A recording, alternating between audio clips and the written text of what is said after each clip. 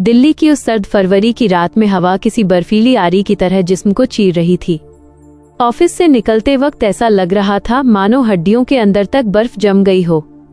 मेरा नाम लीना शेखर है, उम्र 26 साल। मैं एक डिजिटल मार्केटिंग एजेंसी में काम करती हूँ और इस हफ्ते मैंने लगभग 70 घंटे काम किया था।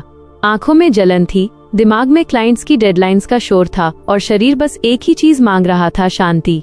मैं अपनी सोसाइटी पाम हाइट्स के गेट पर पहुंची तो सिक्योरिटी गार्ड ने हमेशा की तरह सिर हिलाया। हमारी सोसाइटी कोई बहुत आलीशान नहीं थी, लेकिन यहाँ सीसीटीवी और गेटेड सिक्योरिटी का भरोसा था। पिछले महीने RWA ने नोटिस बोर्ड पर लगाया था कि कुछ कैमरे में हैं। उस वक्त मैं चिढ़ गई थी, पर आज मुझे बस अपने फ्लैट 3C के अंदर जाकर दरवाजा बंद कर लेना था। जैसे ही मैं अपनी मंजिल पर उतरी और फ्लैट के सामने खड़ी हुई, मेरे पेट में एक अजीब सी ऐंठन हुई। यह वो छठा एहसास था जो कहता है कि कुछ गलत है। मैंने चाबी लगाई, ताला आसानी से खुल गया। कोई टूट फूट नहीं थी, लेकिन जैसे ही मैंने कदम अंदर रखा, हवा का मिजाज बदला हुआ था। घर की चीजों पर किसी और की सांसों की मौजूदगी महसूस हो रही थी।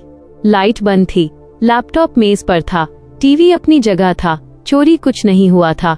फिर भी मेरा दिल ढोल की तरह धड़कने लगा। तभी मेरी नाक में एक खुशबू आई, गरम मसाला, घी का तड़का और ताजी बनी रोटियां। मैंने पिछले 2 हफ्तों से घर में चूल्हा नहीं जलाया था।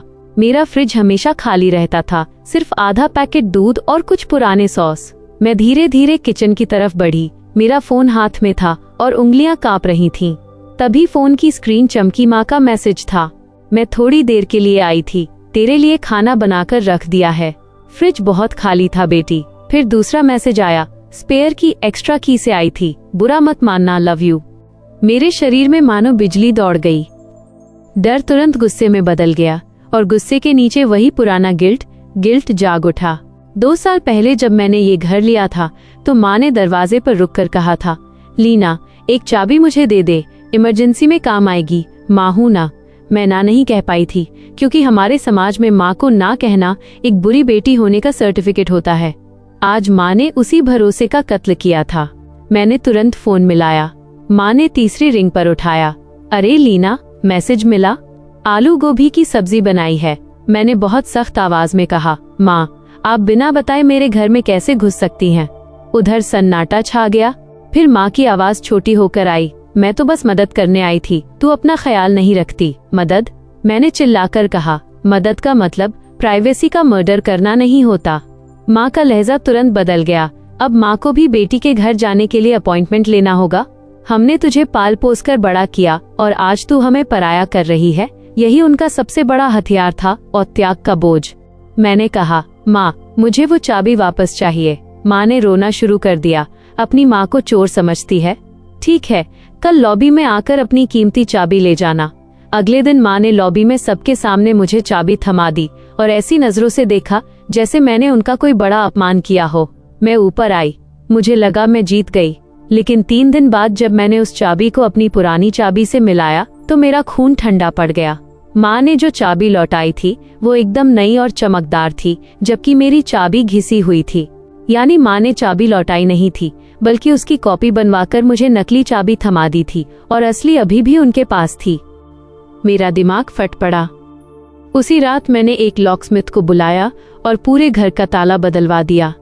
लॉकस्मिथ ने जाते जाते कहा, मैडम अक्सर ताले अपनों के लिए ही बदलने पड़ते हैं। उस रात मैं सो नहीं पाई। अगली सुबह दरवाजे के नीचे एक नोट मिला, तू फोन नहीं उठा रही, हम तेरे भले के लिए ही सोचते हैं। ये नोट अंदर कैसे आया? क्या माँ फिर से अंदर घुसने की कोशिश कर रही थी? मैंने नीचे गार्ड से पूछा तो उसने बताया, मैडम आपकी माँ यहाँ घंटों लॉबी में बैठकर रोती हैं और पड़ोसियों को बताती हैं कि आप उन्हें घर में घुसने नहीं देती। तमाशा शुरू हो चुका था। दोपहर में पड़ोस वाली मीनाक्षी आंटी का फोन आया, बेटा माँ बाप भगवान होते हैं, उन्हें ऐसे तड़पाना शोभा नहीं देता। दिल्ली की सोसाइटी में प्राइवेसी का मतलब किसी को समझ नहीं आता था। मैंने अपनी दोस्त अनन्या को फोन किया। अनन्या ने साफ कहा, लीना ये इमोशनल अत्याचार नहीं, हैरेसमेंट है। एविडेंस जुटाना शुरू कर। उस रात माँ के 20 मिस्ड कॉल्स और वॉइस नोट्स आए। अगर तू हमसे नफरत करती है तो बता दे, हम जहर खा लेंगे। ये वही धमकी थी जो बचपन से मुझे कंट्रोल करने के लिए दी जाती थी। शनिवार की सुबह डोरबेल लगातार बजने लगी। मैंने पीप होल से देखा। माँ, पापा और 2 सोसाइटी की आंटीज बाहर खड़ी थीं। मैंने दरवाजा नहीं खोला। माँ चिल्ला रही थी, दरवाजा खोल लीना, तू पागल हो गई है। पापा ने चिल्लाकर कहा, हम अभी पुलिस बुलाते हैं। तभी मुझे हैंडल पर खरखच की आवाज सुनाई दी। वे अपनी चाबी से दरवाजा खोलने की कोशिश कर रहे थे। मेरा शरीर बर्फ बन गया। यह ब्रेक इन का प्रयास था। मैंने तुरंत वीडियो रिकॉर्डिंग शुरू की और पुलिस को फोन कर दिया। पुलिस की गाड़ी आई तो माँ ने तुरंत बेचारी माँ का रूप धर लिया। साहब, मेरी बेटी अंदर खुद को बंद कर चुकी है, हमें डर है वो कुछ कर न ले। मैंने चैन लॉक लगाकर दरवाजा खोला और पुलिस वाले को वो वीडियो दिखाया जिसमें वे चाबी से ताला खोलने की कोशिश कर रहे थे। पुलिस वाले ने सख्ती से कहा, अगर ये एडल्ट है और इसका अपना घर है तो आप जबरदस्ती नहीं घुस सकते। पुलिस ने उन्हें वार्निंग दी, लेकिन पापा ने जाते जाते धमकी दी, तूने हमारा नाम खराब किया है, अब हम तेरे ऑफिस पहुंचेंगे। मेरे लैंडलॉर्ड का भी फोन आ गया, लीना ये ड्रामा बंद करो वरना घर खाली कर दो। मुझे समझ आ गया कि अब यहाँ रहना मुमकिन नहीं। मैंने अगले 3 दिनों के भीतर चुपचाप एक नया फ्लैट ढूंढा जिसका एड्रेस मैंने किसी को नहीं बताया। पैकिंग रातों रात की गई। जिस दिन मैं शिफ्ट हो रही थी मैंने अपने पुराने नंबर को बंद कर दिया और सिर्फ ऑफिस के लोगों को नया नंबर दिया। नए घर में शिफ्ट होने के बाद पहली बार मुझे शांति महसूस हुई। 1 हफ्ते बाद पुराने नंबर पर माँ का मैसेज आया, एड्रेस भेज दे वरना हम पुलिस लेकर तेरे दफ्तर आएंगे। मैंने इस बार जवाब दिया, ऑफिस की सिक्योरिटी को आपकी फोटो दे दी गई है और पुलिस कंप्लेंट की कॉपी भी जमा है। अगर आप आई तो आपको वहीं से गिरफ्तार करवाया जाएगा। उस रात मैं अपनी बालकनी में खड़ी थी। सामने दिल्ली की रोशनी थी और मेरे हाथ में एक नई चाबी थी। यह चाबी सिर्फ एक घर की नहीं, मेरी आज़ादी की थी। मैंने माँ को सजा नहीं दी थी, मैंने खुद को बचाया था। रिश्तों में बाउंड्री बनाना कोई गुनाह नहीं है, बल्कि ये खुद के सम्मान की लड़ाई है। अगर आपकी कहानी भी कुछ ऐसी है तो याद रखिए, चाबी प्यार नहीं होती, चाबी सिर्फ चाबी होती है।